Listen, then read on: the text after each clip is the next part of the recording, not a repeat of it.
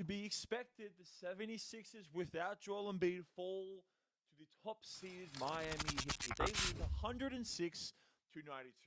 And Embiid might actually be missing more games than this, unless he wants to go blind. The last time he had this injury, he missed 3 weeks for preference. Like, I know he wants to play, but we'll see what happens with that. The 76ers, they couldn't make a jump shot to literally save themselves.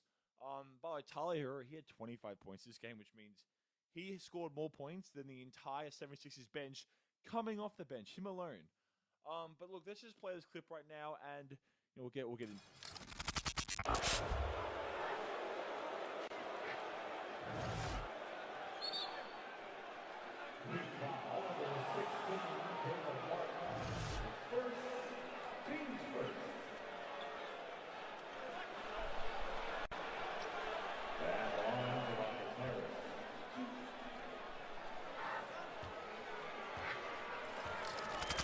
Maybe Maxey just wants to be, near the coaches, or maybe it's just nothing more than a competitive, fire, a storm off, whatever.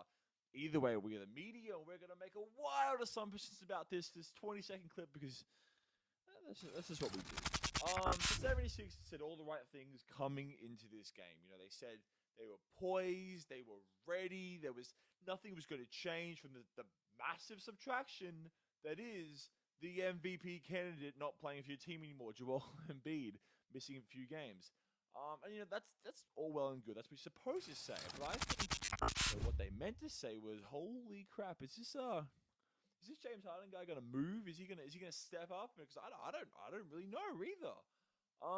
I feel like James Harden has become this dusty cyborg robot. You find like an attic and you just start poking or kicking slowly to see if it turns on and comes alive, and but it's not.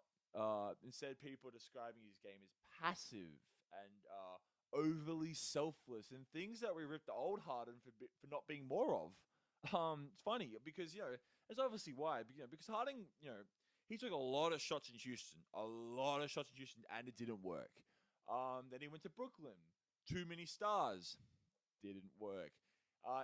We know his time in Oklahoma. And even though he was very, very young, it didn't work. But then that's still, either way, 3 major franchises where James Harden, he couldn't make it work. And now he's in Philly.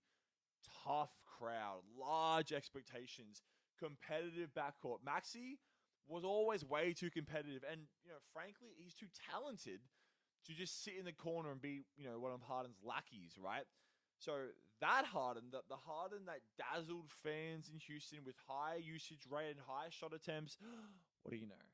It didn't work. So that Harden has gone away. Because you go on your third publicly known marriage, you don't want to be bringing the same baggage from the first 2, right?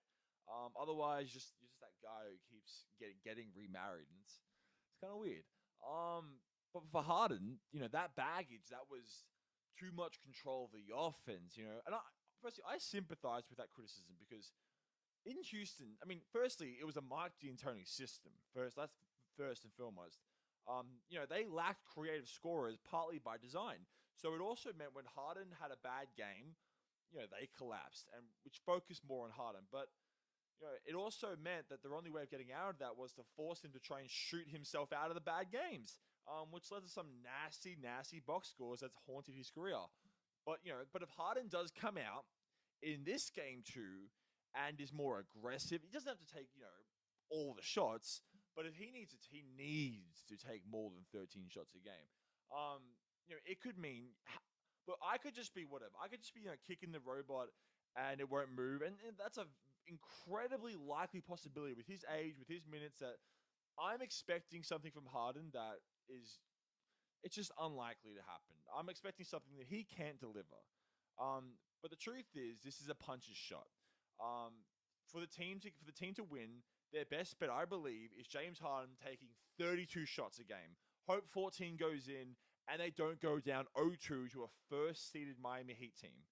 Because what we do know for sure is that there is no coming back if they don't steal a game from their home court, okay? I might be expecting too much, but I think that is the best way to go about this. Like and subscribe. 1.